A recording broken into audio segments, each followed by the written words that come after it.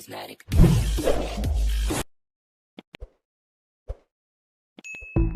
Karibu sana kwenye chaneli yetu ya Myra Online TV. Kama bado hujasubscribe, tafadhali bonyeza subscribe, like video hii, share na marafiki zako, na usisahau kuacha komenti yako. Jina langu Tumaini Sekadodo.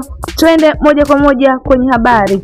Hali ya Kobbie Mainoo ndani ya Manchester United imeanza kubadilika kwa kasi tangu Michael Carrick alipokaimu nafasi ya kocha mkuu. Mainoo wa kuanza hata mechi moja ya ligi kuu England msimu huu chini ya Ruben Amorim, lakini tu mara baada ya Carrick alipochukua mikoba ya ukocha wa mpito alimrudisha moja kwa moja kikosini. Mchezaji huyo mwenye umri wa miaka 20 aliipa imani hiyo kwa kuonyesha kiwango bora katika ushindi dhidi ya Arsenal na Manchester City.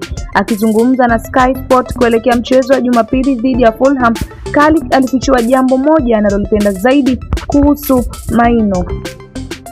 Hatima ya Mainoo ndani ya United ilikuwa inaonekana kutokana na uhakika wakati alipokosa muda wa kucheza chini ya Amorim.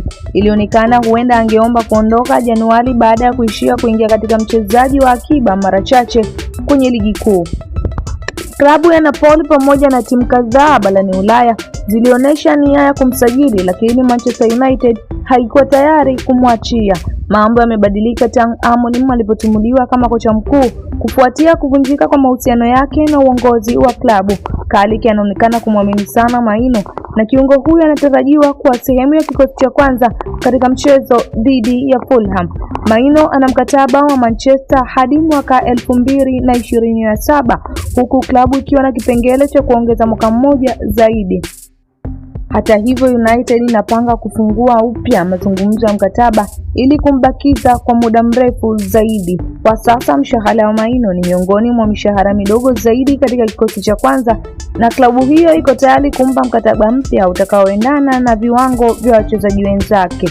Hiyo ndiyo habari yetu kwa leo. Usisahau kusubscribe, kulike, kushare na kucomment kwenye chaneli yetu kwa habari zaidi za michezo. Asante sana kwa kutazama. Jina langu ni Tumaini Sekadodo.